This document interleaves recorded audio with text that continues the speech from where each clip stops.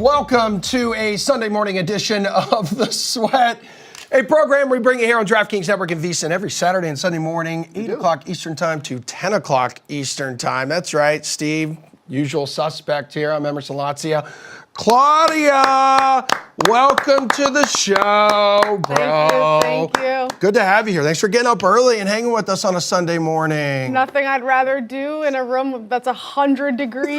This is the worst. Why does this building do this to us? My back right now is drenched. It's like Niagara freaking Falls. It's disgusting going down the crack of my back into other areas. It's nasty, and I hate my life right now. You have layers on, so take the layers. I mean, that is true. No, because it it becomes a weird looking all white outfit if I take the sweater off. Okay. And I wore the same thing yesterday for anyone wardrobe tracking me. I don't care. It looks good. My wife likes when I wear this sweater. Why do you keep doing that? Why do you keep wearing the same? I know. I wore the same thing last week. Listen, it's TV. It is what it is. Underwear, okay? sweaters. Yeah. We're going to learn a little bit more about Claudia coming up in this show. You guys have already seen her for the past month or so, helping out on Gojo and Golic. As for this show, guys and gals, this is what we have coming up. So final day of the NBA season.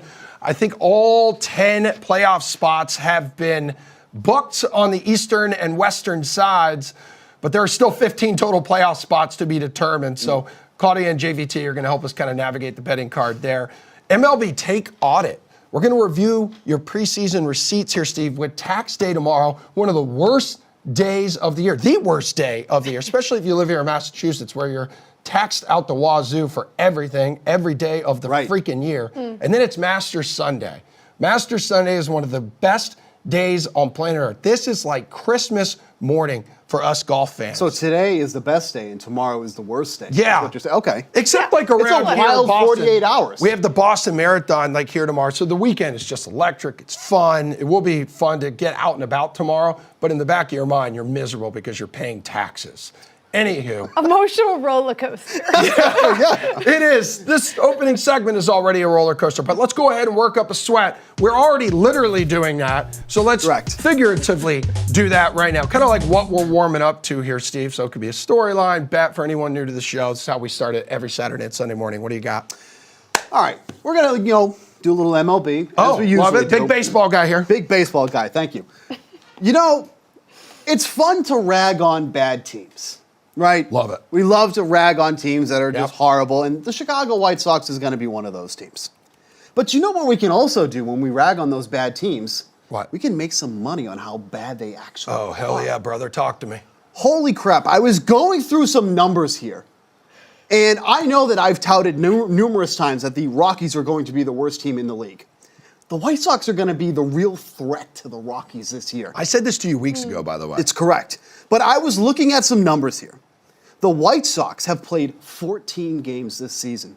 They have scored a total of 30 runs in those 14 games. Like a little more than 2 Quick games. math tells me, elementary school math tells me, that's an average of 2-point runs per game. Those are 10 runs less than any other team in Major League Baseball right now. The Oakland freaking Athletics have scored 10 more runs than the Chicago White Sox at this point. The Dodgers, who, as you'd expect, are leading the lead in runs scored, have more than triple what the Chicago White Sox have scored already this season. So, how can you make some money off this? Well, if you bet the under on the White Sox team total, in every game this season, you would already be up 6.8 units on the year. On just that bet alone. This team has gone under their team total 11 times out of the 14 games that they've played. They've been shut out already 5 times this season. They've played 14. They've already been shut out 5 times. Quick math also tells you that's 30% of the season already. First 5 under on the game total for the White Sox is 8-5 on the year already. You're already up 3.5 units on that one there. Continue to fade the White Sox day in, day out. That is the play right brother, now, you have my me friend. sold, brother. It is historically bad for this White Sox team right now. ERA pushing 5 too, so really nothing's good with the rotation either. The White Sox are White Soxing again, and it's early, and I have to say I kind of love to see it. Wasn't it like 2 years ago too, where they had the expectations of them were like World Series expectations, Yeah. just like 2 years ago. They years should have ago- been high too. Two honestly. years ago, it was minus 185 for them to win the division. 2 years ago. Yeah. Shoot, I think it's dude. like 35-1 to win the division right now for the White Sox. Claudia, what are you cooking up for us here? Okay, I'm not going to get as statty. I'm that. just going to react. This is a little bit of recency bias because I Okay. did go to the game, Celtics Knicks on Thursday, Oh, right? I was yeah, you watching had a this line- night, Claudia. okay, I'm just saying, we're Yeah, just we don't talking. need to disclose this on air. Thank you. So we saw this line shift back and forth. Celtics open as a slight favorite, then it got to 3, then pushed back to the other way 3. They were catching 3 points. I looked at this line. I said the Celtics have nothing to play for.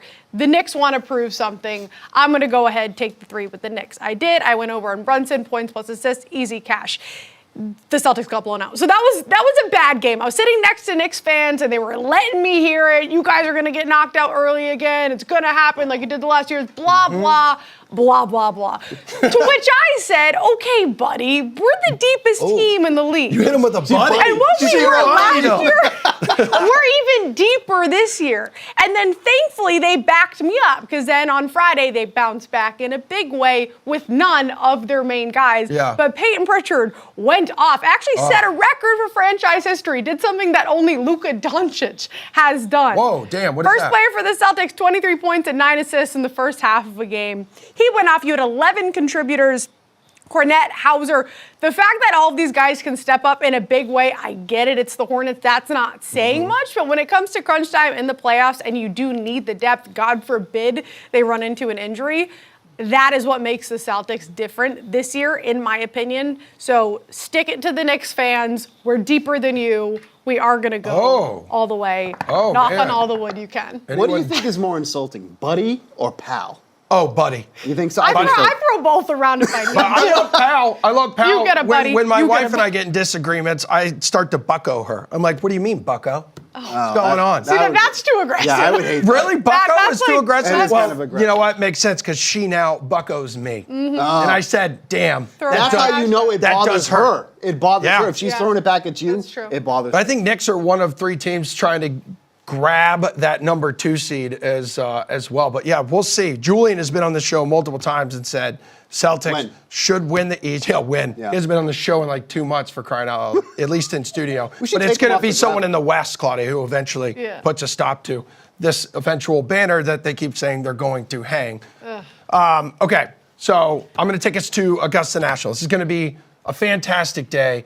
Just a live bet, the Masters, people. This has been a really tough tournament to predict. So sit on your couch, crush some guac, crush some bevies. Guac. You know, target guys flirting, top 10, top 20. I don't know. I'm hoping to have guacamole today. Just guac? This is Well, I'll dip Just some guac. chips in it. I could dip some vegetables in it, whatever. Guac's my go-to. Guac's extra, but so am I, baby. Healthy. For outright at this point, though, listen, this is a 5-man race. And let me tell you why. Last time a player won the Masters by coming back from more than a 4-shot deficit entering the final round. That was 96. That was Nick Faldo. He trailed by 6 strokes, and his comeback required by, mainly it was Greg Norman losing the Masters with that meltdown. So that makes it 27 straight Masters winners have been within 4 shots after 54 holes. So this, again, 5-man tournament, 5-man race. Scheffler is atop the leaderboard. Morikawa, Homa, Oberg, and DeChambeau. Those are the 5 guys likely to wear the green jacket in Butler Cabin tonight. In fact, 28 of the last 33 Masters winners were in the Sunday final pairing. So, no, I'm not going with world number 1 Scottie Scheffler, who is now, I think, minus 140 to win a second green jacket. I like the guy who's 1 stroke behind him. I like Colin Morikawa, who opened at the odds board at plus 4,000 to win the Masters, now down to plus 350 today. He's confident. Here's what he said after Saturday, by the way. Oh, tell us. Scottie is the number 1 player in the world for a reason, and what he's done is incredible. But it doesn't scare me. I still know my best and what I truly believe I can do. He's near the top of the field again with his iron play. Only Max Homa has been better. Morikawa has experience winning championships, major championships. He's played in 16 of them. He's won twice. He seeks the 3rd leg of a career grand slam today. I was live betting him yesterday, 3rd round leader, looked great. Nice little up and down on 18. And then Scheffler, like a wet fart, just takes that bet and craps on it and birdies 18, okay? But among those 5, where I mentioned it's a 5-man race, Bryson DeChambeau, plus 2,000, if you like it. You like Bryson? I'm mad because I bet him at a much worse number. Really? So, yeah, I'd rather bet it now. Scheffler down to 115, though, minus 115, so he's a bit cheaper. All right, I just can't do it. His numbers are always too short, and I'm like, nah, man, everyone wants to compare him to Tiger Woods. He said, Did you think that when he was 4-1 when this was? Yeah, I just don't like it. It's not exciting for me to bet like the favorite or someone near the top. Oh, One of I'm with you. the heaviest favorites in Masters history. Yeah, saying, too. this was like Yeah. Tiger-esque, like the number we saw of him. I mean, that's a good point by you, Claudia. So, but again, Colin Morikawa is my guy if I had to do it now. But I would seriously dial in when you're on the couch today eating guac and just live bet Just this guac. thing. All Look guac. at guys moving all around because chips. yesterday, Just listen, I'll admit it, I was wrong. I thought scores were going to be wicked low with the wind settling down, weather perfect, but those greens are like this desk. It was like putting on pavement. Nobody, the only dude who's had 3 rounds under 72, under par these first 3 days is Colin Morikawa. Yeah. So let the guy just get out there and stripe it, hit piss missiles, roll a good meatball. Let's go, baby. All right, all 30 NBA teams in action today. This is how you go to break. Yeah. Final day of the regular season. Major playoff implications are at stake. The bets Claudia and our friend JVT are targeting when the sweat returns.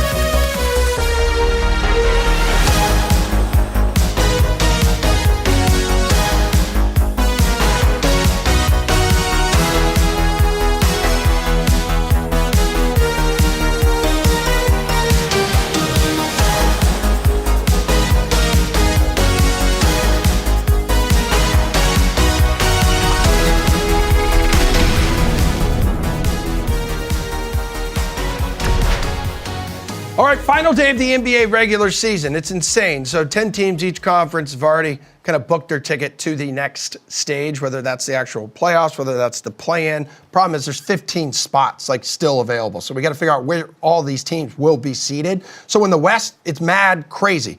Thunder, Timberwolves, Nuggets, all still locked in a three-way tie for first place. This will be the first time in league history that three teams all have the same record and the chance to earn the number one seed through 81 games.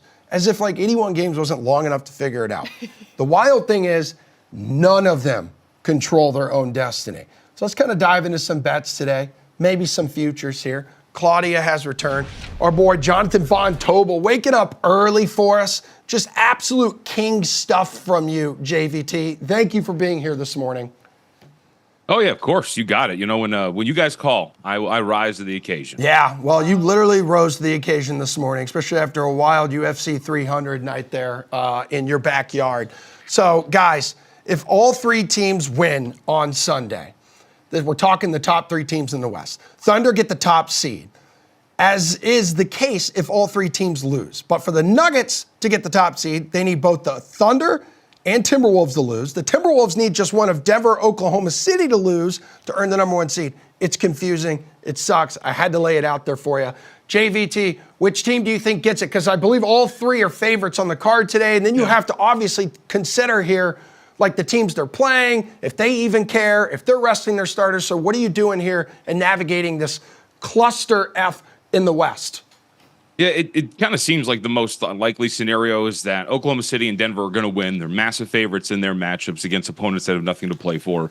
Denver's playing Memphis, of course. Oklahoma City is playing Dallas, who's resting their guys, getting ready for their series with the Clippers. And then you have Minnesota, who is going to try to win this. Karl Anthony Towns is coming back, but they're playing Phoenix, a team that is equally motivated because they want to make their way out of the play-in. So it seems the most likely scenario is Oklahoma City, Denver win, and then Minnesota is going to be in a coin flip spot, and who knows what happens coming out of that contest. So I think that's probably what happens. You know, the problem is when you look at these teams, let's take Denver, for example. Guys, they planned on beating San Antonio on Friday night, and they took an L, right? You can't just assume that you're going to go out there and win some of these games. So for the most part, if we're talking about betting these games, I think you're looking in-game. There's going to be plenty of opportunities, you know, at the drop of a hat. If Oklahoma City is a 19.5-point favorite, comes off to a slow start, you're going to be able to get a cheap number in game. I think that's how you're attacking these things, because these numbers are wildly inflated just because these teams have to win and they're playing teams that don't have to. All right, Claudia, how do you plan on attacking this thing today? Yeah, you took the words from my mouth. I never do these big spreads in the regular season, whether it's, I understand motivation's a factor and the Mavs, you know, starting or sitting Luka and Kyrie. I get all of that, but you're going to find the best edge in game. Like he said, if this big squad starts off slow, 17.5 is going to become a much smaller number. Other markets you could look at, of course, is the team total. You could look at first half, you know, first quarter, what have you. But I think the best approach probably is to just go, instead of looking at futures, just go in game. Yeah, I'm not laying these big spreads. The smallest line here is 4.5. But again, I don't know if I want to go against the Suns right now, who finally seem like they're getting things together. It's taken them 81 games, and it does seem like they're putting it together. The question is just like, can they keep it put together? Right. And can everybody stay healthy? I get it. It's the last game, but still, out of fear for that, I probably wouldn't touch any of the lines as they are right now. Mostly prop games for me or in-game. Okay, cool. I love that. And we'll get to some props here in just a moment, but still 15 total playoff spots to be determined here, JVT. The NBA has decided to split Sunday's final day into two windows here. So all of the Western Conference games, those are going to start at 3:30, so it's going to be much more difficult to scoreboard watch and all that jazz. And then the Eastern Conference matchups will all tip at 1 o'clock. And in the East, there's a pretty heated battle for the number 2 seed. We know how dominant the Celtics have been. They got the one locked up. But for this number 2 seed here, you have, 3 teams, I think, still in the mix for it? So then what's the move here? Well, the move really is to actually use Pacific time because I'm out on the West Coast. So let's start there. Okay. No, I think when you look at Orlando and Milwaukee, I think that's where I'm starting. So, guys, go back to like it was the 10th. How many? It was 4 days ago. Yeah. But, Orlando's in Milwaukee. They're road favorites because Giannis Antetokounmpo is not going to play. Milwaukee gets the outright win there. And I think that the market's kind of overvalued Orlando to a certain extent. You go back about 2 weeks ago, they get a really big home win against the New Orleans Pelicans. Since that moment, 4-7 straight up, 3-8 against against the spread coming into this matchup here.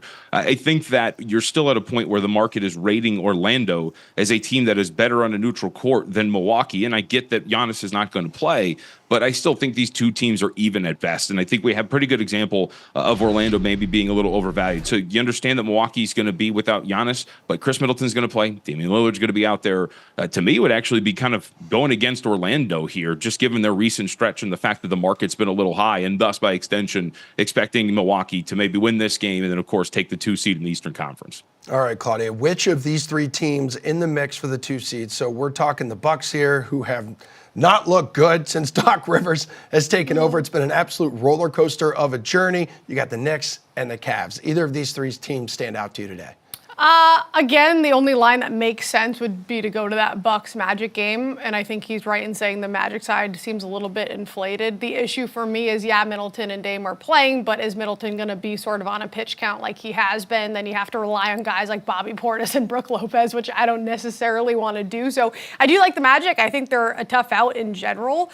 Again, I'd probably stay away from that. In terms of a play, for Knicks, I'd go Brunson. I've been hitting this over. I got to look at what the points plus assists is for him, but that's been pretty much since Julius Randle has been out. 31 plus points is a given, 8 assists around there, 3 rebounds for him on average. So I'd look at Brunson for a prop in that game. And then Cavs point total, which worries me a little bit. This is more of just a fade of the Hornets. I mean, they're averaging almost 113 a game. The motivation is there, but I think this is more of a fade of the Hornets. Instead of laying the 13 and a half, just go with them. If they cover that, it's not a 1-for-1, but if they cover by 14, they're probably getting over that number as a team total. Okay. But again, Bucks worry me a little bit. For Turnovers sure. have been an issue. Injuries have been an issue. Team. So, yeah, unfortunately, mostly props. All right, you guys have kind of mentioned just, live betting like a lot of these games. You've mentioned a few props already. Which prop is atop your betting card today? Is there one that really stands out to you? And again, it's something you need to be cautious about. Some of these players not playing. Maybe some of these dudes we haven't seen play as much this season who will play a majority of a game. Yeah, I would say that Brunson number Okay. on points plus assists, that's been very consistent for me, especially since Randall's been out. And I like that matchup. Yeah, All right, cool. JVT, what about you, man? The props department. Yeah, I think the Brunson, too, by the way, makes sense. He's covered this number. He's gone over this number 4 out of the last 5 games, and 7 out of the last 9, he's gone over his player prop total at the very least. So he's been on fire, to Claudia's point. For me, I was looking at the Miami Heat. Well, to be honest with you, I was actually looking at the Washington Wizards and trying to find some numbers posted there, but they were not being posted. Shockingly enough, with a bunch of 10-day guys, you're not going to see some numbers getting hung up. So let's go with Miami. And I think if you're looking, so Terry Rozier's not going to play. Those 3-point shots got to go somewhere. I would recommend trying to find a 3-point number for Nikola Jovic if it's out there. But Tyler Hero as well, over 1.5 3-pointers at about a -140 price. Again, kind of playing on the dispersal of where some of these 3-point attempts are going to go now that Rozier is not going to be out there. I think you're looking for some of these sharpshooters to go over that number. Robinson's questionable. We'll see what he's going to do. But I think looking at Tyler Hero over his 3-point makes, or if Nikola Jovic gets a number before tip-off, going with his as well. I do think that this number on Dame's a bit low, too. 27 in the hook for points, 33 in the hook, points plus assists. Okay. It's the next man up mentality. Again, with Giannis out, he's averaging 32, 8, and 4 in the 7 games without him. So I think that's a pretty safe one, too. JVT, in terms of playoff futures here, what tickles your fancy on the DK Sportsbook right now? Not sure how creative you can get, really. Yeah, I think that's kind of the problem, right? Because, like, for example, so a team that I'm higher on than most, the Los Angeles Clippers, I've got a ticket on them from a while back. But if you're somebody like me who believes in them, like, okay, cool, but is Kawhi Leonard going to play, right? So you have all of this noise outside of, hey, what's going to happen with these teams in the seeding, and am I going to bet a future on a team that might end up in a play-in? You also have that noise of, like, hey, I might bet a future on a team, and then all of a sudden Kawhi Leonard is going to be out. Or in the inverse of that, they're playing the Dallas Mavericks. If you think the Mavericks are hot and you want to invest in that, you can sit back and wait, because their odds at least to win that series would be a little bit worse if Kawhi Leonard doesn't play, and that's by extension to get something there. So I think you're kind of sitting back and waiting for the market to settle in, but I wouldn't fault anybody if you want to go with like a team like the Red Hot Mavericks. Like, they've been incredible. Their new starting lineup's awesome. Luka Doncic's going to be rested and ready to go by the time we get into the postseason. I wouldn't fault anybody who is fallen for Dallas and what they've done. And by the way, he does have some playoff equity. He's made it to a Western Conference Finals before, so it's not like he's never won a playoff series. If anybody's been like swept off their feet by Dallas, I would not say no to that at all. Claudia, you got a future you like more than others? Only place I'd look to say if you're looking for value would be to either fade the heavy favorites to make the playoffs or Okay. go the oppo. Like Warriors plus 230 to make it. You can get around even money for the Lakers. Yeah. That probably makes the most sense. Yeah, you get some of those teams that are like in the play-in tournament but have a boatload of like playoff experience. Yeah. Like veterans who know how to just turn it on like at the right time, and everybody here knows like Steph can turn it on at any time and all of a sudden just pop for 50 here. Yeah. JVT, thanks again, man, for waking up with us early. We appreciate it. I hope you get some rest this Sunday, okay? Yeah, anytime, guys. Thanks for having me. All right, later, man. Well, coming up, we're not done talking hoops, so Claudia's going to help us out, kind of navigate some of the WNBA odds ahead of Monday night's draft. Angel Reese, her rise up draft boards, where we could find some value ahead of the big night tomorrow.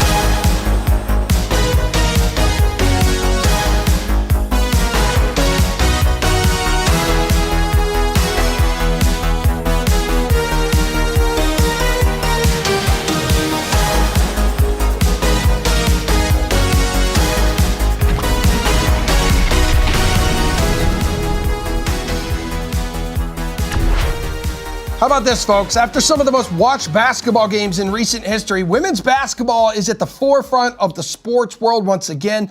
The WNBA draft tomorrow night. We'll see some of the biggest names from the tournament, like Caitlin Clark, Cameron Brink, Angel Reese, Camila Cardoso, all continue their basketball careers at the professional level. Pretty sure we know who's going number one to Indiana, but where will some of the biggest young stars of the sport end up? This thing's going down in New York City. Claudia, you have more about tomorrow's draft and the odds available on the DK Sportsbook. This is crazy. Talk to me.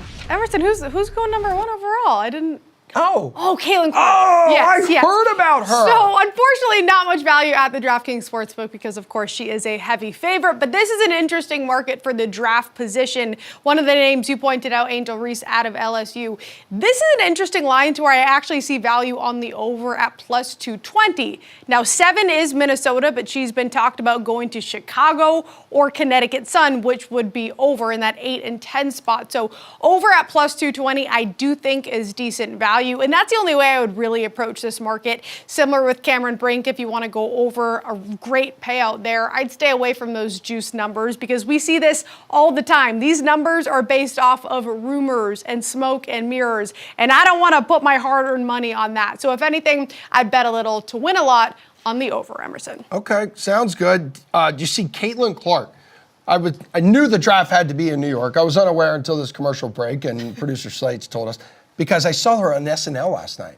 She was on the Weekend Update, and she was absolutely hilarious. Like, she at one point during her time on SNL, thanked all her predecessors too. She said, these ladies kicked down the door so I could walk through it and help take this sport to another level. She has changed the game. You can't argue, Claudia, that this past year, the biggest names in college basketball were on the women's side. The biggest ratings in basketball, talking NBA in college, were on the women's side. She has helped transform this game. And tomorrow night, I think will be, and this is a prediction, maybe not necessarily a hot take or a bold take, be the highest rated WNBA draft that we've ever seen. I think for sure. I'm really excited to see what she actually does in terms of production to quiet the haters. It sounds so strange to say there's even haters for a player that has brought so much attention to the WNBA. She's cool, man. And at that, the haters are all on the women's side. It's all current or former WNBA players, which makes no sense. I love the NBA love. I don't know if you guys have seen the clips of several different NBA players. We've seen LeBron James talk about it. The love and the respect they have for Caitlin Clark. So everybody's going to be watching this draft, which many people who never even thought about watching a draft are going to be watching now because of Caitlin Clark, Angel Reese, Cardoso, all the girls you talked about. Yeah, those two Final Four games too. Like, I've never sat there and watched two women's basketball games from start to finish than I did a couple weeks back when I was visiting my folks down in Florida. I said, Dad, sit down. He said, what are we watching? I said, we're going to watch a couple NCAA women's tournament games. I said, oh, I've heard of some of these ladies. And my dad doesn't really know sports at all. So we sat there and watched two games together. And it's like, she's going to take Indiana to a whole nother level as well, because she's going to be paired up with Aaliyah Boston, for crying out loud, who Indiana took number one overall last season. And Angel Reese, again, they have I love that rivalry from last year, too. Yes, but that was the issue for me when they went up against each other. Everybody's comparing them as if they're the same player. They're not, because Angel Reese is going to go for 20 and 20, and she's going to be the girl, or the woman, I should say, on the boards. Caitlin Clark is going to be the one shooting from the logo. So I think they both bring something really different to the W, and that's going to be exciting. Yeah, again, I would highly recommend go on and check out her appearance on SNL last night, because she absolutely destroyed Michael Che. Was it like funny? Yeah, or was it SNL funny? No. It was actually like really funny. Just her dynamic with Michael Che, because the whole idea of it was they ran a montage of Michael Che, who had like kind of given the women's game, poked some fun at them throughout the year. So they did a montage of his clips there. She comes out and she's like, here, I wrote some jokes on these cards. Look on over there and read these jokes. So he would turn to the camera after each joke. He'd read it, and they were really good. He's like, you write these jokes? She's like, of course I did. And it's just like, no, probably not. Right. But it was really good. And again, the way she wrapped it up by thanking all of the big names in the women's game who've come before her, helped set the stage for her and other stars we're talking about right now. It was really cool. What's also really cool is we're about to enter, as the temperatures are heating up outside and in this disgusting studio, the ice is cooling off, believe it or not, because the NHL final week of the regular season is here, folks. The playoffs start in just over a week. We got a 4-game slate today. So the Vegas Golden Knights clinched a playoff spot. They were the last team to clinch a playoff spot in the West. In the East here, folks, with most of these teams still have about 2 games to play, there's still 2 wild card spots up for grabs in the East. So if you want to look at today's 4-game slate right now, is there a bet that stands out to you? Which bet stands out to you on the DK Sportsbook? So again, with these big favorites, when you have the motivation versus non-motivation factor. Yeah, it's similar situation to the NBA that we've talked about. Very inflated line. So instead of laying 17.5, if you're going to money line, it's minus 360. You're paying a big tax on puck line, which is up to 1.5. So to 135, I should say, for the Canes here. Possibly, I could see some value there. What I would do, though, is go puck line first period to get a little bit of plus money, to have them be up by 1. What I wanted to do was look at shots on goal market. A lot of the times, too, with the motivation factor, I look at the opposing goalie to have saves if they're decent, but the defense is not, right? And that is the case with the Blackhawks. So Canes, massive favorites on the money line against the Blackhawks. If this number comes down on Aho's shots on goal, I would say look at that. It was minus 150 before the show started. I'm seeing 160 now. Don't necessarily want to drink that juice, but if we do get a goalie saves number when Blackhawks release who's starting, I would look there. Canes, 3rd most shots on net, over 33. Blackhawks allowing the 5th most, around 33. But again, I think they'll pepper him even more so in this spot. So one way to attack these heavy markets instead of going with the heavy favorites is to look on shots on goal. You can split it by the first period or puck line. Okay. So that's the direction I'm going with the Canes in particular. Okay, all right. So this is a situation where maybe props make a little bit more sense than game bets. Yes. And again, those are the props I'm looking at. Yeah. If we were to look at a total or another play, if you're looking for that instead of having to chase one of these heavy favorites, it's around even money for the Avs against the Knights. This is tough for me because we know what both offenses can do when they get going, if they're playing clean. The issue is the defense and the goaltending has been suspect for both. So it is a higher total at 6.5, but I do lean over. Again, going back to the live bet action, that's another spot I would look at. Whoever goes down first, you'll get some decent plus money. That's the way I'd look, because either of these teams could win. Okay, so what about playoff futures right now? Because so many people now are just looking ahead. It is, in my opinion, the best postseason in sports, especially that first round of the NHL playoffs, because it's not necessarily, Claudia, and you know this, the best team that wins. It's the team that just gets hot at the right time.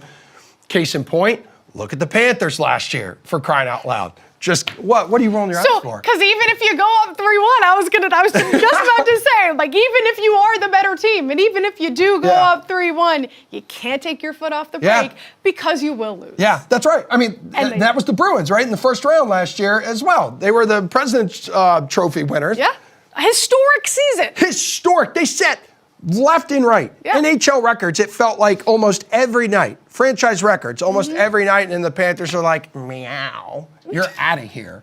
So right now, any playoff futures stand out to you. In terms of just cup favorites, real quick, people, Canes are the favorite, Panthers, Avs, Oilers, Stars, which are the hottest team in the NHL right now, folks. Wouldn't hate targeting them in the West. What do you like? I do love Dallas. I loved Dallas last year a lot, too. And this is not me being a homer, but I do think there's good value on the Bruins at 10-1. Opposite case of last year, where you couldn't find much value on them because they came into the postseason so hot. It's a different story now. So at 10-1, I like that number a lot. Mostly because a lot of these teams have one goalie, maybe around top 10 when it comes to goals saved above expected or save percentage. Well, that's not the case with Ullmark and Swayman. They're both top 5.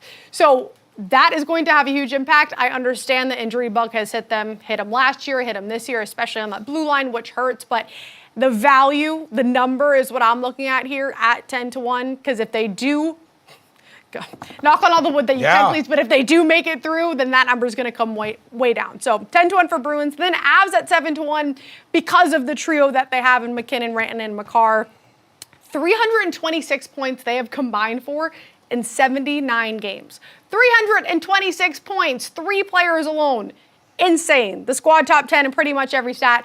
Goaltending, again, like I mentioned earlier with this night's game, has worried me a little bit, but I think they'll be okay in that sense. They do have a young guy coming up who's played well over the last 10. So Bruins and Avs for the number and the value I do like. Okay, so what did it say? The 14th. I'm also keeping a close eye on Austin Matthews getting closer and closer to 70 goals. What is he at now? He's at 69. Nice. Had another one yesterday against Detroit. That's an 8-goal game streak. Now, 8-game goal streak. Yeah, that's He's right. insane. Dude, the star power right now in the NHL has never been higher. So the playoffs, buckle up, baby. Can't Let's wait. go.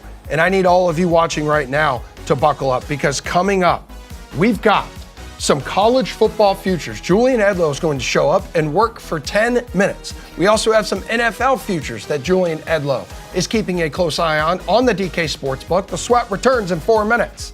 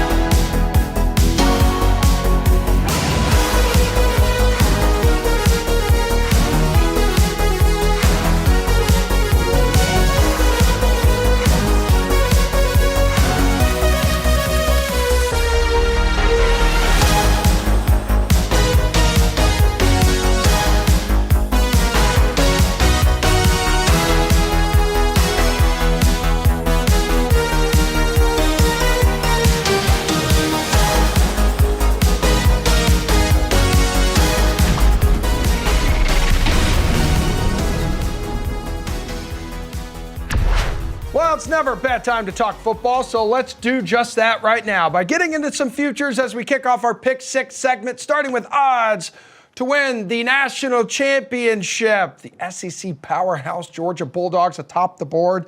Julian Edlow is here, by the way. Which future tickles your fancy here with the Bulldogs? I do like Georgia at the top of the board to win. They obviously got the back-to-back championships and then were one win away against Alabama to being undefeated and going back into the college football playoff. And Georgia was one of the 4 best teams just in terms of power rating last year, but they don't get in with the SEC championship game lost to Bama. They're bringing a lot of talent back, including starting quarterback. This is a team that's, generally the best team and going to have a chip on their shoulder. So they deserve to be at the top of the board, and I think they're a pretty good bet to win it. Obviously, new format this year, but if you get a top 4 seed, you get a bye. I think it's going to shake out well. I think it's going to shake out well for Georgia. And when we do get those win totals to pop, obviously I think they're minus 600 to make the college football playoff. Can't bet that. But when we do get these win totals out, Georgia's generally 11.5. They're going to be probably 10.5 this year because they play maybe the game of the year in Austin at Texas, now an SEC game. They play in Tuscaloosa at Bama. That game maybe not the same juice now with Saban gone. Those are pick-em-esque games. I don't think they lose them both. I think they might even win them both. So Georgia over 10.5 is absolutely going to be a play for me. 11-1 feels right for this Georgia team heading into the SEC championship game. Why do the Utah Utes and Cam Rising, who was a great find for them, by the way, years ago, transfer from Texas, didn't play last year at all because of that knee injury he suffered in the previous Rose Bowl, I believe. Why do they have your attention right now? Definitely could have played if he wanted to. It was like, is Cam Rising going to be ready for that game? That was the storyline every week. Week 1. And then eventually it was just like, okay, he's going to redshirt the year and come back and play. But I like Utah a lot this year. I loved them in past years in the Pac-12. Now they're coming into the Big 12, and they're going to be, lesser known to the teams in conference. Yeah, you have to play UCF now. Great, yeah, not worried about that one. Great coach in Kyle Whittingham, veteran, healthy quarterback in Cam Rising, strong defense, can always run the ball. They fared well in a strong Pac-12 last year. Now, again, you got Texas out to the SEC, Oklahoma out to the SEC. Utah's the new team in this conference. The only other team that's probably going to be similar in terms of odds to win the conference is going to be Kansas State, who I'm not all that high on. So after that, there's a pretty big drop. So like I mentioned, the coach, the quarterback, and the defense and the ability to run the ball in a conference where they're going to be virtually unknown. Other teams aren't going to know Utah as well, but I trust Utah's coaching to get to know those other teams very well. Plus 250 to make the college football playoff. I'm in. You can sprinkle on them to win it all with this new, different bracket. And when that win total is out, I think this is going to be a double-digit win team. I think they go 10-2 or better. All right, last college program here in this Pick 6 segment, Lane Kiffin and Ole Miss. So DK Sportsbook has them at minus 130 to make the college football playoff next season. How high are your hopes for them? Yeah, I don't think they're necessarily going to win it all, but I'll bet them minus 130 to get in to this 12-team bracket, 12-team format. Coming out of the SEC, I think Alabama takes a step back. LSU is going to be good with Brian Kelly, but you lose the Heisman Trophy winner and Jaden Daniels. There's just a lot of moving pieces outside of Georgia, and not to mention you got Texas and Oklahoma coming in. I think this is going to be a good team. You got Lane Kiffin there. You're bringing a lot of good offensive pieces back, including starting quarterback and Jackson Dart. Ole Miss was really good last year, and they had a chance in that division until the very end. I think this is the year maybe they get over the hump, particularly with Saban gone. I'm expecting a good year, double-digit wins out of Ole Miss and the ultra-competitive SEC, and that should be good enough to get in.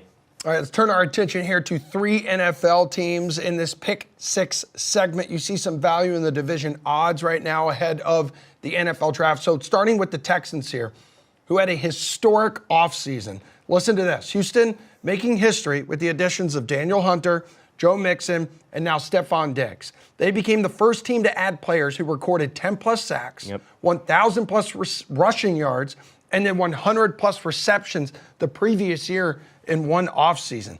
That's scary stuff right there. So as we look at the AFC South odds, Jules, they are the favorite and currently still at plus money at plus 110 on the DK Sportsbook right now. Is right now the time to strike if you truly believe the Texans are the team to beat in the AFC South? Yeah, I don't think this is going to move too much, and it's going to be a public play. Everybody's piling on Houston, the CJ Stroud train. Excuse me, the momentum that they built last year. I'm just getting excited. I know you are. This is a really good team. I believe in Stroud. I believe in D'Amico Ryans and the coaches. And like you said, they brought in some serious pieces. They got a lot better on defense. They improved at running back. I already liked the receivers with Tank Dell, Nico Collins. This is a good team. And now you add a veteran, Stephon Diggs. And sure, Stephon Diggs can be a diva at the wide receiver position, which I know you love. But smart move getting rid of the rest of that contract, putting him in a contract year. You got to perform now. You got to run a tight ship if you're Stephon Diggs and you want to get paid again. So I think it's a great spot for the Texans to have a big year. Do I have them third in my power ratings like some people do? No. But I think they're going to be a really good team. I think Jacksonville takes a step back. I don't believe in them all that. Why? much. See, that's ridiculous. I'm not that high on Trevor Lawrence. Listen, it was a disaster of a finish for him last year, but you also I have to think keep in that- mind with the success that the Texans All right, have, whose segment is they this? still only finished one game ahead of the Colts and an underachieving Jacksonville team. Like, it was there for Jacksonville to take. They just refused to take it for whatever reason. Yeah, well, that's not a team that I want to bet on. And Colts, Anthony Richardson is essentially a rookie again this year. I don't know what I'm going to get out of them. And he was damn good before that injury, too. man. He Titans was well putting up behind unreal everyone. numbers. I'm going to trust the favorite here, Houston Yeah. division. You know, Aaron Rodgers could still be considered a Jets rookie after really only playing 4 snaps last year, Julian. So the Jets are hoping that he is healthy and that he is ready to rock this year. The AFC East, second best odds to win it, plus 200 behind Buffalo. How much do you like the Jets to win this group and reach their ceiling with a healthy Aaron Rodgers? I don't love it. I like it. I think it's worth taking a shot on the Jets in this division. Look at the Pats, plus 2,500. Man, the mighty have fallen. The Patriots are a complete non-factor, opened up with tied for the lowest win total in football, 4.5 with the Carolina Panthers. Non-factor in the Patriots. Miami loses some pieces. Do they take a step back? The Bills lose some pieces. Do they take a step back? And the Jets are virtually an unknown. What we do know is that the rest of their roster outside of quarterback was very good last year, and it has only improved thus far and could continue to improve throughout the offseason. So if Aaron Rodgers can be anything close to what we think of when we think Aaron Rodgers, the Jets could have a pretty good season. And I think, coaching-wise, like with Hackett getting in there, the Jets, at least everybody but Rodgers had a chance to run that system, and Rodgers already knows the system. So the system might be, ready to go because all the players now know. System quarterback. No, you're not exactly following, but what you are following is that I think I'm going to bet the Jets to win the division. Ah, there you go. Yeah. Thanks for the long answer on that one. Let's wrap up our Pick 6 future segment here with a little gander at the Philadelphia Eagles. They had a little bit of drama, a little bit of inner turmoil last season. But hey, the addition of Saquon Barkley was pretty nice. Team still won 11 games last year, plus 135 to win the NFC East right now behind the Cowboys at plus 125. Is this a Philly win total that you'd want to take aim at on the DK Sportsbook? Oh, yeah, we're aiming under. Under 10.5 wins at minus 125. You mentioned how your Jacksonville Jaguars limped down the stretch last season. Well, they weren't limping like the Philadelphia Eagles. No, that was a were big limping. limp. They were dreadful down the stretch, and then it all came out on that playoff game in Tampa where they got absolutely smoked. No secondary, no offensive line. They have a lot to fix, and they've committed money to players at a lot of different positions. You know what's not going to fix it? Getting a flashy running back in Saquon Barkley. They need way more than that. You want a player prop, Saquon Barkley yardage, rushing yards, under for the season. He hasn't hit the number that he's set at in years, and Philly likes to rotate backs. But you finish first in a division. You're going to get a good schedule set for you. They open up the season in Brazil against a good Packers team, set as like a pick'em. I think this is going to be a Now pretty Jason Kelsey's gone too. Kelsey's gone. That's They the lost. center. Yep, that's an offensive line piece. They lost a lot of pieces and from a team that just didn't have it down the stretch. So I think the Eagles 10-7 is probably about the best we are going to see them do in 2024. Cowboys are going to be hot again. Real hot, just so you know. Okay, You heard it here first. thanks. All right, everybody. Jules, thanks for swinging by on a Sunday. It was really, really good to see you Yeah, I'm going to again. swing out. Yep, it is time for you to leave. And it is time for us to continue here because while your job here is done, Steve Buchanan's job is not. He is back with his DFS baseball plays du jour on the Sunday edition of The Sweat. You're watching DraftKings Network and VSiN.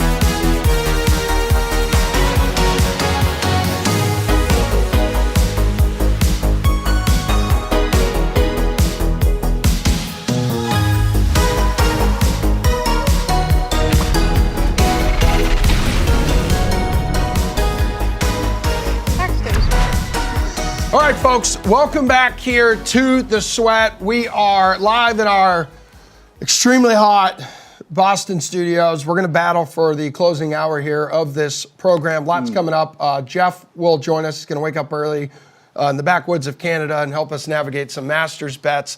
We're going to interrogate you because you have some takes. Yeah, get ready to sweat even more because there's going to be a hot spotlight on your face. We're going to look back at some MLB takes that he gave out before the season. Oh, see if fantastic. they're good or bad up to this point. Probably all good. Is it early? I feel like it's a little early for. No, But tax it's day's not. tomorrow. It's Okay, not. fine. We have 2 hours to fill, and this is a creative segment that the creative minds behind the scenes have come up with. And then also some big news in UFC, as one of the biggest names in the history of UFC, has decided to make his return to the octagon.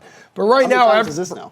What's that? How many times is this now? I don't know. He keeps like 7 or 8? going away and then coming back, and It's like Brady saying he's he coming back. he but looks just a little stay. different too. please, I don't know. No. Just Yeah, stay. I I don't don't want know that if he's at lost some weight or something, but and we're talking Conor McGregor. Awesome. Screw it, I'll just spoil it. But yeah, he's back. He's back, and so we'll talk about that. And you did something really fun and unique last night with dudes in singlets. So we're gonna get to the bottom of that. But right now, everyone's like, "Oh my God, Julian looks so different." No, that's not Julian. That's Claudia. So right now, we need to get to know you better. Okay? And first question. How did you get started in sports betting, Claudia? Do tell. I think I've told this story 7 million times. Okay, so Long make it quick. long story short. Went to school for journalism at Syracuse. Shout out Orange. Oh, actually, I will say you're not as annoying as every other Syracuse person I Holy know. crap. I have to say, every single person that I've told I went to Syracuse, they say the same thing. Yeah, because Wow. you're all We need to- egotistical maniacs, but you're cool. We like you. Thanks. I am pretty cool. Gang, gang. Anyways, went to Syracuse for journalism, for sports journalism, but they were really heavy on news. So I did a mix of both. Senior year focused on sports. I worked for football recruiting over there. I did some in-game hosting stuff. I knew I wanted to do sports. The issue was once I graduated, COVID hit. So my first job out of school, TV, was news because I went to go cover the Gators, but there was no Gators. So it was politics, it was COVID, it was love awful. politics. So I wanted anything to get out of that. So I only did a year in local news in Gainesville. And then my buddy worked over at The Athletic. He said, "You want to come do some fantasy shows for us?" So started in fantasy. There you go. Then just dove into betting because they said there's Yeah. not a lot of women in the space. You should try it out. So Absolutely. I did. Just started putting up videos of myself, obviously learning Yeah. how to navigate the different markets and how to actually handicap. Fell in love with doing baseball, which I'm sure you can relate Let's to go, with all girl. the stats. Yep. And went from there, Just worked for MLB Network. I was their betting analyst for Apple TV, moved out to Vegas, worked for WinBet, Sweet. done a bunch of things, just left Nesson. I launched their betting show. Yeah. Yeah, you and And- Sammy P over there. Yeah, Sammy P. Travis, loved Yeah, that Travis crew. is awesome too, dude. I love That was Travis. really fun. So now I'm here. Yes, you are. freelancing as Jesse is on maternity. And she's here more than Julian is. It's funny because it's true. Those are a lot of stops that you have made. Which one would you say is your favorite? Definitely does not sound like Gainesville was. No. Love Gainesville for, Yeah, me too. I mean, I'm a Jacksonville guy. I mean, I grew No, up I'm going to kidding. I Gators actually games. don't. My dad's a Gator. I was gonna say I actually don't really like Gainesville. I liked leaving to go to the beach. Jacksonville is nice. Yeah. I have to say probably the smartest step I took getting into the field was moving to Vegas because it was boots I mean, in yeah, the ground. you entrenched yourself in the center of sports. Yeah, 100%. So I'm glad I did that. And every new step is the best. Okay. one. So. Yeah. Oh, wow. Look at that. It's a company my gal. So currently, Company gal. DraftKings. I love it. So when you go out to Vegas or maybe any of your other stops, like what's maybe the biggest bet you've won, your favorite bet that you've won? I'd probably say I did really well in Super Bowl this last Oh, just saying. that's but great. That's why it's awesome having you part of the team now. Probably my favorite would be saying C.J. Stroud would go number 2 overall because of all of the smoke and the mirrors around his test scores not being good. And I reached out to a lot of well-respected guys who knew a lot in the industry, and they were all like, "Absolutely no way. He'll be outside of the top 10. All of this." Respect, by the way, if you're watching out there, I still respect everything you have to say. But I said, you know what? You're so nice. I said, you know what? I still think that somebody, one of the teams smart enough, will look at the talent as it is and take him number 2 overall, and there you go. So that was probably, made myself feel good because it's a tough market to hit, but I did hit and I did well. Banchero for the NBA draft, I hit on that too, but for some reason the drafts I do well on, which... Well, that's great. I'm hard glad to we had predict, you so- on a WNBA draft segment here about 20 minutes ago. Good for us. Over Good on producing, Angel Reese. Slates. Good producing. Is there a bad beat that you're never going to forget? Not necessarily 'Cause you're too good. bad beat. No, there's lots of bad beats. One that stands out to me is probably what felt like a bad beat in the Bruins losing to the Panthers in that series. Because I bet them You several and everybody times. else, though. Right, and I felt so good when they're up 3-1. I live bet them a million times in that game. I was like, there's no way they're going to go out like this, and I was wrong. So that was probably the worst bad beat. This is my favorite part here. All right, as we're This blew my getting mind. to know you better here. You were a meme at one point. Someone mentioned this yesterday. So I was years old when I found this out. This is one of the most popular memes in recent memory here. So there's a guy whispering into your ear, and then everyone memes the hell out of it. Here we go. Yeah. Right here. This thing broke the internet when it started. My question to you, my first question is, what was he saying to you? See, And you can keep it PG rated. I'm honestly so shocked that this is you because I remember seeing Everybody this. knows and I'm this meme. shocked that that's you. So now every time there's a picture from an event anywhere of some dude whispering something into a individual's ear, it becomes a meme because of this. What was he saying to you? I've actually never told anybody what he actually Oh my said. God! This is breaking news. my God. This is Big J journalism. But it's not very interesting, to be honest. Okay. No, it's funny because a lot of the memes were legit. So this was, I'm about, this is, the issue with these guys are they're so easy to talk to, so I forget we're on a show. So I'm going to reel it back. No, This tell was us. a bar that I bartended at. So I was friends with the bartenders. So everyone thought that, this is so staged. I'm like, no, it wasn't. This was just me and the bartenders were taking a video. It was a guy that I brought to the dance. This was in college, whatever, the sororities do a dance. Yep. And I had met this kid once before. Oh, yeah? And in my ear, he's basically saying, I really think my mom would love you. I make a ton of money because I work in finances, blah, blah, blah. And I'm so bad at holding my emotions in that I am just like, brother. Look at your face. Brother. You're just dude. Like play by play, it's right. I grab my White Claw and he's like, can I tell you something? I'm like, okay, yeah, what is it? I just want to say, I mentioned you to my mom and this is thinks you're amazing. awful. And He loved you. And you would never have to worry about anything because I make a ton of money. Oh, First of all, we're in college. You play lacrosse on a team, a club team. lacrosse so kid. I'm Yep. sorry, but no. And then come to find out he had a girlfriend, and the girlfriend found this video. No! Are you kidding me? The whole thing was Play in the legendary. field. And I had all of my guy friends text me, be like, can you please tell my girlfriend that's not me? And I'm like, no, I'm going to way, let dude. everybody sweat this one out. That's Oh my incredible. What's his God. name so we can bully him No, on social I media? can't. What if he's a fan of the show? Oh, he definitely is. Everyone's a fan of this show. That's true. Jake, you're still a great guy. Okay. Jake! It's Jake!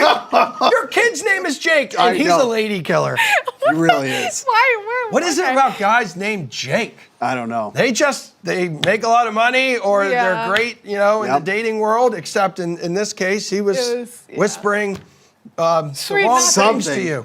I will say it is important when your mom likes somebody you're dating. I married my wait. wife. I tell Nick this- She wasn't even at that stage. I know that, but She I wasn't don't- even at the building to be on the stage yet. You have to agree though. I've told Meg multiple times, my wife, if my mom didn't like you, we would have never gotten married. 100%. Yeah. 100%. But my mom's Yeah. like, I really like her. I like her more than you, and I'm like, so do I, Mom. That's the goal. Yeah, you want to find somebody your parents like more than you. 100%. So. All right. Well, Sorry to let's Jake. incorporate. It's great to know you better. It's great to meet you, Jake. Thanks for watching. And, Good dude, though. Good dude. Can I put that out Yeah. there? No, Great we love Jake. dude. Great We just dude. wiped the floor with Jake. But hey, good dude. We By love the way. Jake. We love you, Jake. Any And winning I think- prospects out there? It's good dude. I think he was good at lacrosse. I'm tipping my water over. I'm getting nervous here. Just Yeah, you reliving are. my You're college sweating days. because it's 1,000 degrees in here. Okay, just before we go to break, what is there Any baseball bets on today's slate, Steve, that you like? Blue Jays, back in the Blue Jays hard today, going up against the Rockies. They're starting to creep up the And standings too. They're in last place. Yeah, but they're starting to starting to creep up. Buddy, let me do the betting Buddy, talk, okay? don't buddy me. Well, it was either buddy or pal. So I went with buddy. Buddy me. I did, buddy. Blue Jays on the run line today, -1.5 at -122, going against the Rockies here. Usually I don't like betting home teams on the run line that are favorites, because obviously if they're leading by 1 in the 9th, they're not going to get that extra at-bat there. But nonetheless, they are the biggest favorites overall on this slate. 258 on the money line, going up against Kyle Freeland. Can I just tell you how bad Kyle Freeland has been already? 10 2/3 innings for Kyle Freeland this season. He's already allowed 21 runs, 19 earned, so I guess not that bad, on 25 hits. That's just through 10 2/3 innings. This guy is getting annihilated on the mound. Blue Jays, even though they're creeping up the stands, should win this game. They are. They're in 4th place. They're not in last place. That's creeping up the standings. Fantastic. Red Sox have now fallen back down to earth. They're in last place. Hence, why you should not have buddied me. I know what I'm talking about from time to time. Blue Jays -1.5. Blue Jays starting to soar up the standings, baby. We love you, Jake. Yeah, Jake, Love you, man, dude. I think I'm Team Jake. You know, shoot or shoot, shoot or shoot, baby. All right, stick around, Jake, because we're diving into what's cooking at Augusta National next. That's you when you interrupt me. That's you when you interrupt me. You know what he's saying? He's saying Colin Morikawa can take down Scotty Scheffler today. No. Let's see what Jeff has to whisper to us coming up next.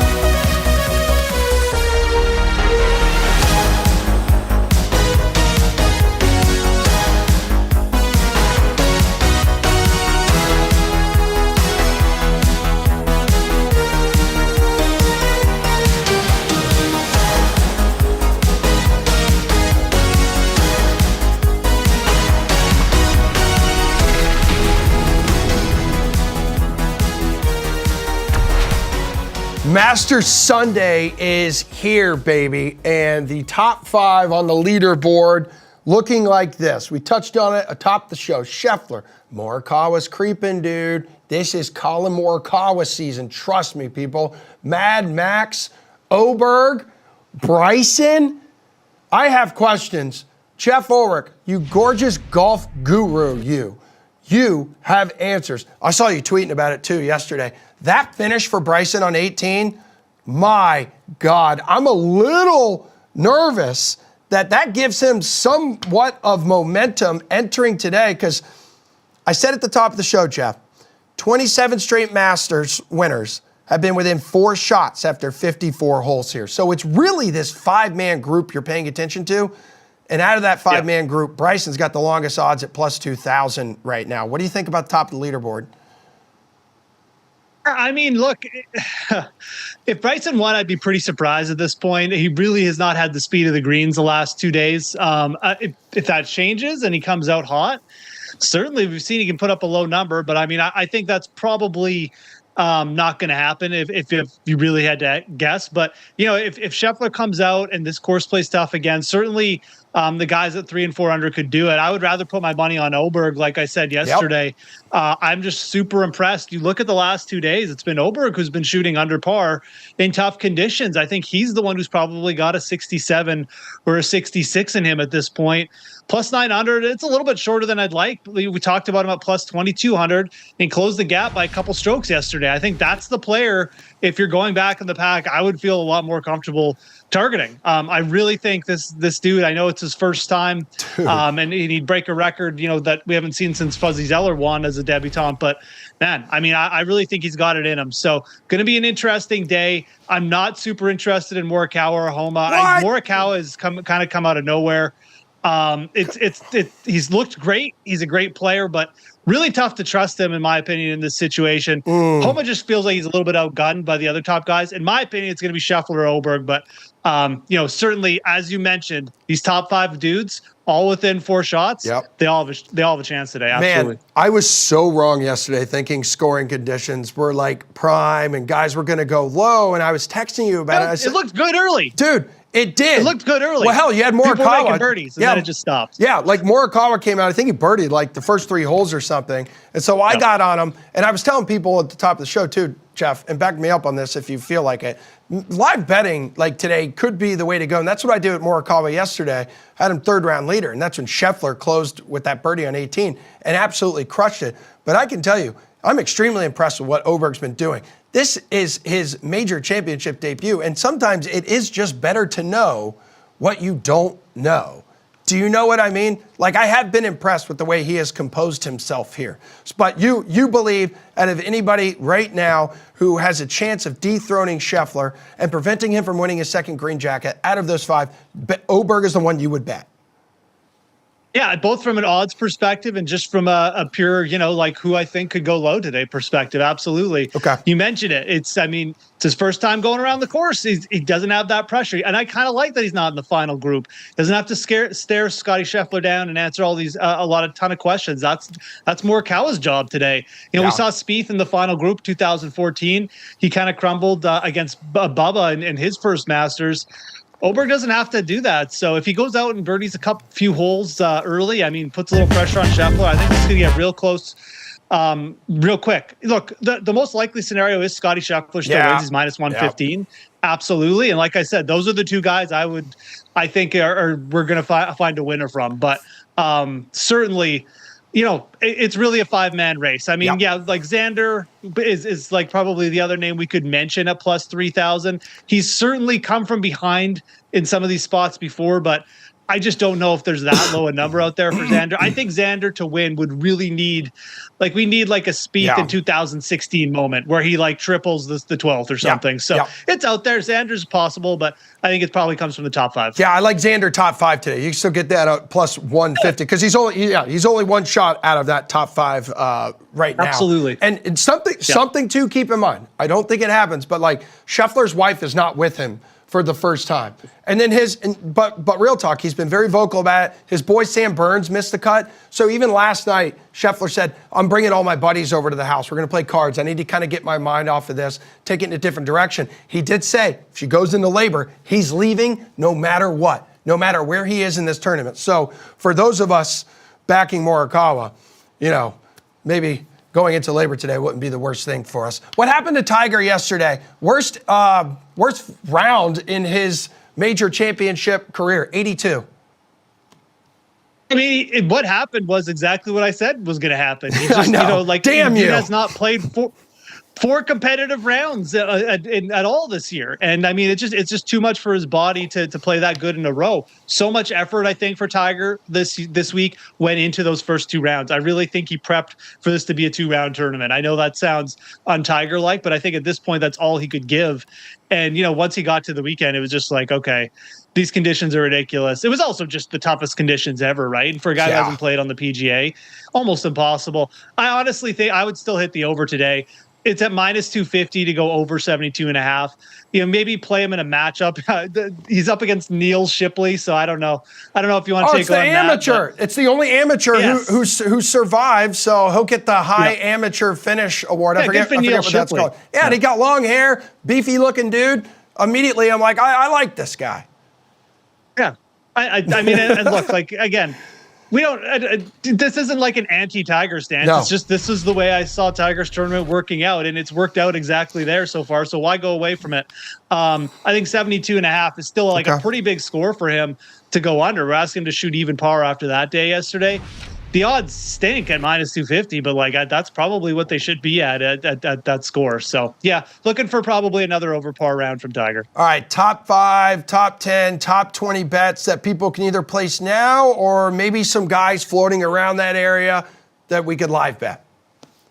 So yeah, there's a few things if you're live betting today. There is a market without Scottie Scheffler. Ooh. So if you like Oberg and you're like, I don't want to bet against Scottie Scheffler. I've done this. I'm not taking the Emerson route and like relying on his wife to go into labor or something like that, which is understandable. Oberg's plus 400 without Scottie Scheffler. I like this. Again, I think you're going to see at least one of Morikawa or Homa, crap the proverbial bed today. And again, it's just there's so much pressure and the course is playing so difficult. It's nothing against those guys. I just think that it's a very high pressure spot. Probably one of those guys are going to implode. I have less concerns about Oberg because it's just brand new for him. And I think he's just got that, invincibility of youth thing going on right now. So that's one way to play it. For a top 10, I'd also look at Patrick Reed plus 300. I look, Patrick Reed in this spot, ton of pride, put up a top 10 with a big Sunday charge last year. I think he's probably going to do it again. Likes the tough conditions. He was playing good coming into this event as well. Those are pretty good odds for a top 10. Considering some of the names in front of him too aren't super, there's definitely a couple sketchy players there just in terms of what they've done this year. And then how about Adam Scott, another past champion? I like backing these past champions on Sunday at the Masters. They know what needs to be done. They've gotten here. Top 20 for plus 260, Adam Scott. I think that's very reasonable. If you want to parlay those two together, Emerson, plus 1340. Top 20, Adam Scott, plus top 10, Patrick Reed, plus 1340 for both of those if you parlay them both together. Big man, you delivered. You texted me last night. You said, I'm going to build us a nice little parlay for the people here. And I said, okay, you won't do it, coward. And you just came through. What would a win mean for Scottie Scheffler's legacy today, Jeff Ulrich? This guy has been on a Tiger-esque pace. We've talked about it on the show so many times over the past year. A Tiger-esque pace. We all just want to find the next Tiger. So he wins today, gets a second green jacket in 3 years. What does it mean for his legacy? Yeah, I mean, look, he's still a young guy, and you don't want to say, this is like a really defining moment for him, but I think it would definitely put a stamp on the fact that like Scottie Scheffler has put together one of the most dominant runs post-Tiger. And I think when you talk about post-Tiger players, like if Scottie Scheffler wins today, him and Jon Rahm, it's like it's neck and neck, and probably Scheffler is now going to have the edge because he's got youth on Rahm, and he's still on the PGA.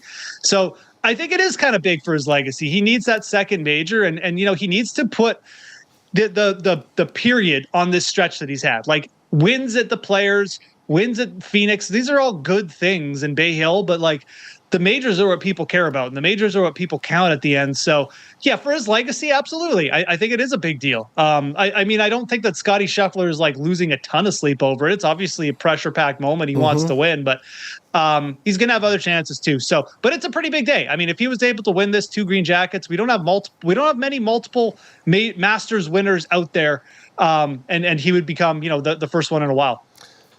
27. So here we go. 28 of the last 33 Masters winners were in the Sunday final pairing, people. So, yeah, wouldn't surprise me if it was Scheffler. But, hey, Colin, it's time to cook, Big Daddy, is an with the absolute sexy wild irons. card. He's a wild man. Who I knows? know. You've already said it. None of us expected this. Jeff, good seeing you, man. I'll text you later. We'll have some fun on Masters Sunday. We're going to have some fun next because tax day's tomorrow, which is not fun. It's miserable. But you know what? We are auditing some of Steve Buchanan's early season MLB baseball takes.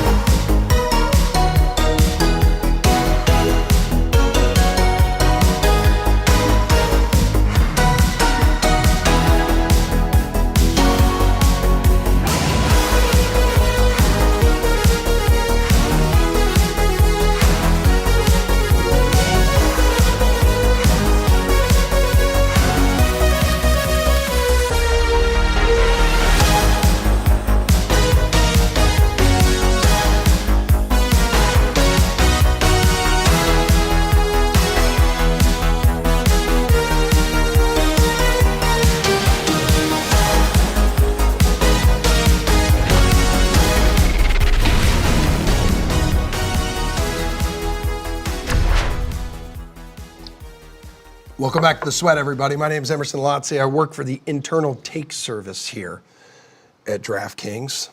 Monday is tax day. Tomorrow, do not forget, or you will be arrested. It's time to audit now the takes on this show that Steve Buchanan, today's subject, have dished out. He has dished out before the Major League Baseball season. We're going to examine these takes and what you have given out to the people. And are they correct? Are they on the right track? Or have you put everybody in an extremely difficult position weeks into the season? Are you ready? Let's do this. Orioles first to 10 wins. Let's start there, shall we? Yeah, let's start there. When you start to look at this schedule for the Orioles, it's really eye-opening. I mean, if we can show that graphic that we have coming up here. There we go. This is the schedule that the Orioles have to open up this season. This is absurd. This is like what got me onto the Rays last year. That the Rays weren't even going to see a team that finished above 500 until I think the 15th game of the year. That's what we get with the Orioles here, who are not going to see a team that finished above 500 until that series at home against the Brewers. Crunching numbers here, Steve. You have led people astray. I did. This is not good. Your numbers, I'm crunching them, and in fact, they were not the first team to 10 wins. What the hell happened? I think I have the form for this one. Hold on one second. Just go through my forms here. Okay, here we go. Here's where we went wrong, right? I mean, you look at this schedule that they started, just like when I said it in that first segment. Angels, Royals, Pirates, Red Sox, like they should have won. This should have been the team that went to 10 wins. But you know what I didn't bank on? I didn't bank on the New York Yankees to be that guy, to be that team. They came out and swept the Houston Astros. They started off 5-0 against the Astros and the Diamondbacks. You know what? I screwed that one up. That was on me. That's on me. We have more takes here Oh, to take a gander at. Switch glasses again. And as I dive into this thick file of files of takes that you have dished out here on The Sweat, Red Sox under 80.5 wins. Oh, I like this one. Let's take a look. Hold on, I know I got the stuff here. There is still time, ladies and gentlemen, He's making eye contact. for you to take the under on this pathetic, ridiculous franchise that is based here in Boston. The under on their win total is set at 80.5. It still hasn't moved yet, huh? The book is thinking that this is going to be potentially a 500 baseball club. just Now brought you back bring that Theo. up though, but the under is now minus 115. Did it open 110? It opened at 110. This is going to move at one point or another. So I am imploring you to take this now. 80.5 wins. Yeah. We're looking at a team with a winning record right now. That's okay. Steve? That's okay. What the hell is going on No. This is going to be a good one. This one is going to hit. I know for a fact that this one is going to hit. Because here's what happened. The Red Sox had the benefit of going out to the West, picking on the scraps of the American League West. Agent Lazia, okay? You should be beating the Angels. You should be beating the Athletics. That should happen. Any team should be beating those teams. You go out west, you start 6-3, you might be feeling a little frisky. Mr. Buchanan, why would you Frisky. taint the public like this? Why would you give such a bad play? But then public. guess what happened? Guess what happened? What? Fix my glasses here. They faced a good team. Damn it, And Steve. guess what happened? They got swept by the Orioles. And now, thus far, they split with the Angels the second time around. Don't you fret, people. Nobody fret. This Red Sox team, they're going to go under 80.5. You think they're going to be a 5? You think they're going to be a 500 night, team? Steve. They won last night. Well, they're going to win some games. You think that they're going to win 81 games? Let me tell you something. Here's a fastball, swing and a miss for, well, it didn't go to the camera. Swing and a miss on the Red Sox going over. They're going under, baby. We've got more issues. Okay. This is not good. I don't think these are going to be You're issues. way off Everything right has been. Colorado, fewest wins? Oh, this is a good one. Do No, tell. We're hitting this one. Do tell. We're hitting this one for sure. I like them to have the fewest wins at plus 240. There he is. I went through this schedule yesterday. Oh, baby. I went back and checked it twice to make sure this was correct. The Rockies are not going to face a team that finished below 500 until May 3rd. Until May 3rd. The front office has something against their own team because they are not even building for the future. They are building just to put a team on the field and sell a couple of tickets and some hot dogs and beers. That sounds like something you would go with. Oh! What are we doing here? What are you doing? 4 wins right now for the Rockies. Yeah. The White Sox have 2. The White Sox look worse than the Rockies. You need to be better, or your ass is going to be behind bars. I'm auditing you. Well, here's the thing. The White Sox are going to be the biggest threat to this bet. The White Sox are absolutely atrocious at this point. The injuries are mounting for the White Sox at this point. However, like I astutely said in that little video clip there, the Rockies are not going to play a team that was below 500 until like another 2.5 weeks. The losses are going to continue to mount for the Colorado Rockies. Yes, the White Sox are really bad. We just talked about this at the top of the show. Betting the under on the team total for the White Sox has been very fruitful. If you lost on that Orioles under 10 wins, you can make up all that money by continuing to bet the under on the White Sox team total. But What? Colorado may have the worst pitching rotation in Major League Baseball. Well, you're starting to convince me. They are going to be the worst team in Major League Baseball. They already have a negative 29 run differential. The That's Heat. something you're not going to be able to lock me up for. You're going to be able to lock me up for a great win when September and October rolls around. Well, the heat is hot right now. Can you feel it? Yeah, it's the studio. We don't have air conditioning. That's very true. I'm so damn sweaty. Royals You can tell. to win the Central? Oh, yeah. We don't even need to roll the tape. I don't know The if I numbers necessarily show them. need to audit you for this one, but Who hell, do we let's do like it. to win this thing? The division? The division. Yeah, I do like the Royals. So when the Royals were when these lines first opened, the line for the Royals to win this division was 14-1. As it stands right now, it's all the way down to 850. And I mentioned that they've made some changes to that rotation there. They brought in Seth Lugo. They brought in Michael Wacha. Not like earth-shattering names, but like good guys that should give you innings and guys that should go out there and give you some quality starts. Daddy, or Oh, yeah. should I say Zaddy? This is my office. That's okay.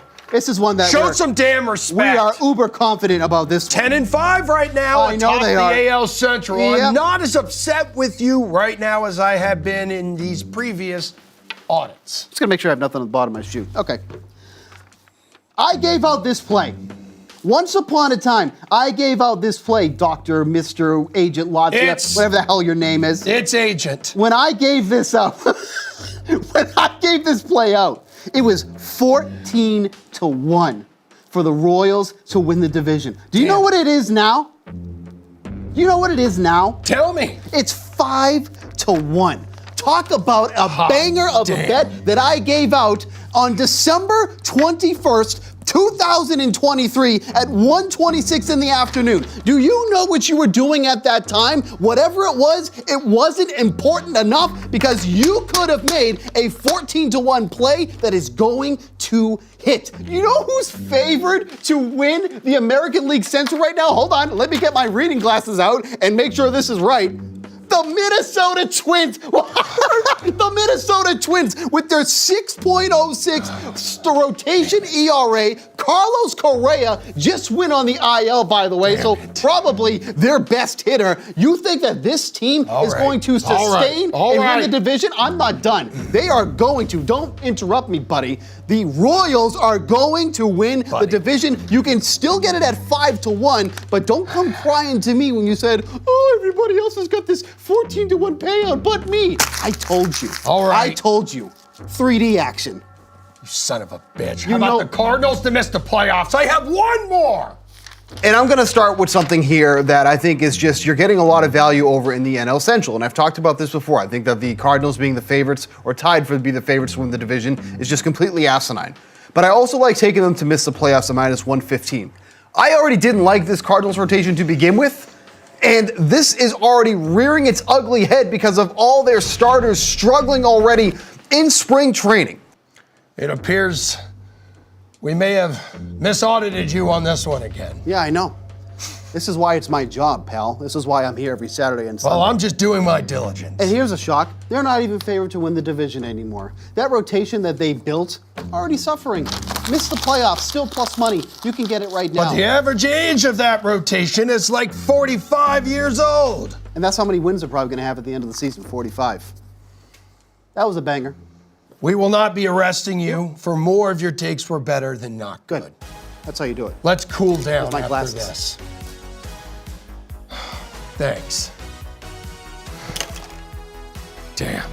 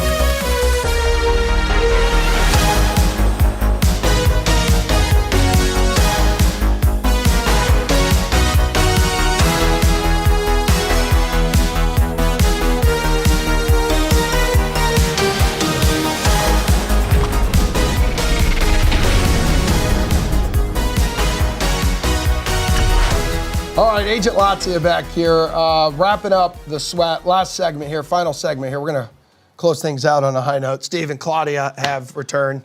How you feeling, man? Hot. You're not in trouble.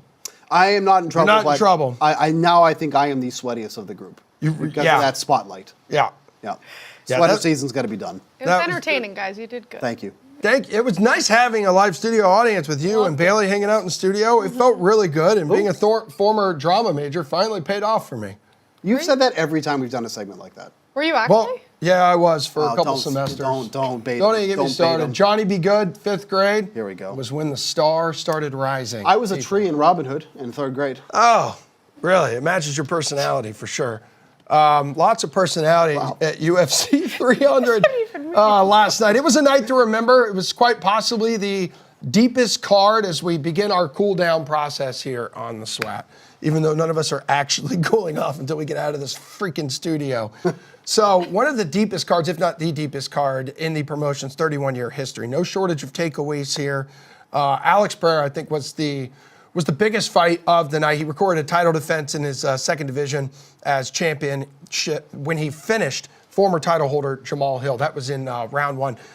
You can see some of the numbers here on the DK Sportsbook, some of the bigger bets placed here, folks. Claudia, you said you placed a couple bets on this last night. What'd you do? Yeah, I mean, I couldn't really watch the whole card. So Well, no, because it goes till like 2 a.m. and it was a school night for you. And I had to be up at 4 a.m. So, my God, that was way too early. I did something square, which I usually don't do. But when Dana White said he was boosting up the payout to 300K, everybody was like, okay, so I'm going to bet a ton of them, if you parlay a ton of them, to not go the full distance because they assumed, the fighters were going to want to get it over with. So I did like 4 parlays, hit 2 of 4, but because I parlayed them, they didn't hit. But the object was to get a big pound in the end, and I didn't, which is fine. Great card, though. I do wish I could have watched it. Yeah. Because it was exciting. epic. Great win for Holloway. Yeah, and Holloway proved, I think, why he deserved to have been the main event, people. Because this is a guy, we're 14 years into like a long and decorated MMA career. Like, few would imagine, like, his triumphant, like, win last night would have been as glorious as, like, it was. But there were people arguing it should have been a main event, his fight last night. It wasn't. I think he's going to get a big opportunity coming up next. So I know that we asked Claudia earlier what her worst beat was. I think the public would say their worst beat might have been the result last night, because the most bet prop on here was Holloway to win by decision, gets to knockout with 1 second remaining. Yeah. 1 second remaining. That was one of the legs that did hit. But like, if I looked at it, I was just like, oh, cool. Like, all right. But I didn't realize it was that much of a sweat. So yes, people are probably pissed about that. One of the biggest storylines that had nothing to do with what happened inside the octagon, also coming out that a date has been set here, folks, for Conor McGregor's long-awaited return to UFC. So after nearly 3 years out, he's going to step back into the octagon, UFC 303, on June 29th. How do you guys feel about this? He's obviously a polarizing figure in this space. Does this move the needle for you at all, Claudia? Yeah, I mean, it's a good fight with Chandler. I think I'm never going to go against McGregor. It's just interesting to see what guys do in their off time. And he went off, did some movies, and now, I mean, he's always on my timeline. I feel He like, is. regardless He of does the if big he's like fighting whiskey or thing, not. right? Doesn't he have his own whiskey? Yeah, open up his new line. So I'll definitely watch it. I don't know if I'll bet it. I'd probably back Chandler, but yeah, it'll be a good one. So he's I'm happy with that. 35 here, Steve. 22 wins, 6 defeats. He hasn't competed in UFC since July of 2021 when he sustained that was a nasty leg break against Dustin Poirier. So he had previously lost to Poirier 6 months earlier. I mean, like, McGregor is to UFC what The Rock is to WWE. It just brings more eyeballs to the product. yeah, there's something about it. Whether they're, and it's a little different with The Rock, but like some people could say, oh, McGregor's like past his prime, which he absolutely is. But Some would say that you could say that about The Rock. Rock's like almost 50. I know, if I'm not mistaken. but look at him, and he still has a massive presence, like almost everywhere else. Yeah. And to, Also, very different strategy though. WWE and WWE They're one company now. oh, Yeah. well, that's cool. But you're absolutely right. Like McGregor's in the building. Like there's something about the atmosphere, The aura of electricity. McGregor. Yeah, the aura of it just feels bigger. Yep. Just his presence alone.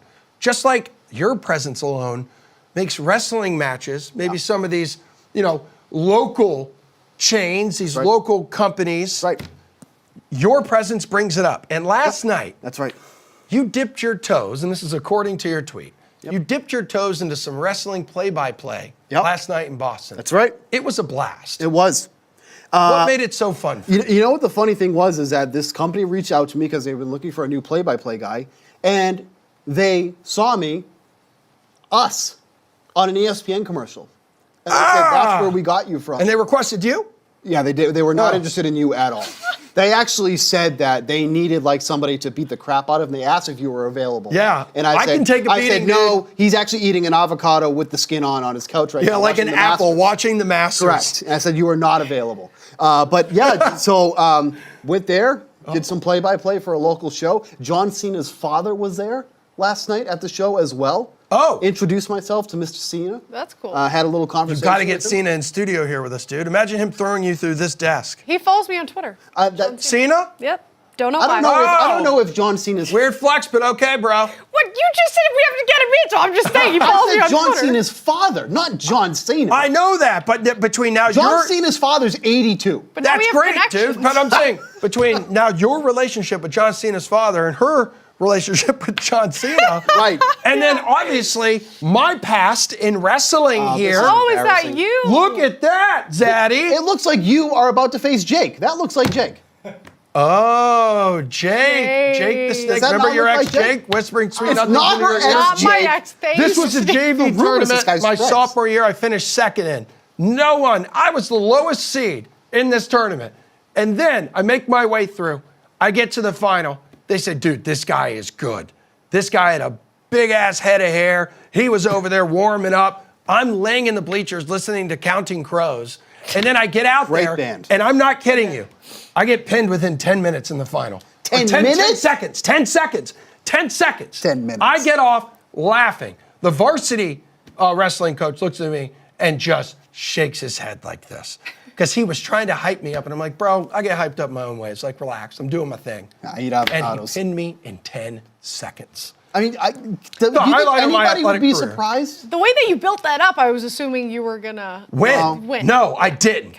Quite embarrassing. But the journey to get there, a star was born that day. When you do shows with Emerson, expect very little. Have extremely to low know now, expectations. yeah. That's absolutely right. Learning. You know what? I expected a lot more out of Boston College hockey last night. Facing Denver in the men's NCAA National Championship. It's big around here in Boston because of Boston College, even though they're not in Boston. Put that together. But let me tell you something. Last night, Denver blanks them. Denver's goalie, incredible. It also gave us one of the best college hockey sound bites of all time. Really? Zeev, you get to do this with your big brother. What does that feel like? Unbelievable. So sorry. It's great. I mean, it's what we go for. It's why you come to Denver. You want to win championships, you come here, and there's no better feeling, especially with my brother. I'm so happy right now. Right away. Right away. He did that on purpose. Right away. They've been doing They this. have been They've doing that, been Claudia. doing That is this. a Yes. good point. You know what's hysterical? And this has happened so many times. Someone's being interviewed. Very happy, very jolly to be doing their job. The second they hand over the microphone and a swear drops, their face drops. Like they are so out of the Yeah. interview, they want to get right out of there. Like, and you saw it happen right on that one Yeah. there. And that being said, if they were able to bleep that out that quick, why can't we swear? No. That was us, I think, bleeping it out. Oh, is that? Oh. You can get the unedited version. It was live, ESPN or whatever, dude. That made broadcast. All right. Yeah. Well, what if I give like a little hand gesture, like, "Hey, a swear's coming," and then Matt Cody in the back or something just bleeps me out. Like, I'll give him a little heads up. I don't know. I don't know if that works. I don't know if our dump button works. You guys, it's only We 2 should hours. test it out. I think. No, we You wanna should test not it out? test it out. Why? Even me, I do not want to test it out. That's called growth. Oh wait, we just hit We it. just hit it? We just hit it. Okay, that's great. You're right though. These kids have all been doing it. The BU wasn't it a BU kid who did Yeah, it? wait, the bean pot. Was it at the bean bean pot? pot, yeah. Okay. Hey, yeah. make interviews great again. They just Make interviews great Like, again, we had just a like little we made colorful the language sweat to it. great again today. We did. Any closing thoughts here, guys? Any bets you want to just remind people of, or just to send people off on a journey throughout this incredible Masters Sunday and Colin Morikawa beating Scotty Scheffler? How was your first show? Awesome, guys. This was fun. Hannah, we learned a lot about you and your friend Jake. Yeah. You went a little too deep into her personal life, but I think other than that, it was okay. I feel like maybe I shouldn't have gone that deep. So No, I don't want you to What regret did it. you learn today? I learned that you're bad at wrestling. Steve's pretty sharp on the preseason baseball. No, we audited him on a few of them. Yeah, no. Well, I'm actually with him on sock, so I know we just want to talk about how fun the show was. Our But guy- I will our say guy I do Sammy like P. the Angels, so I think there's value in the Angels. Tyler Anderson, although rain is coming. Rock and roll, baby. You and I have a podcast to record. We're going to talk about, and as Jake whispers into Claudia's ear, got a Red Sox, last place, AL East. Let's go. We'll see you next weekend, people.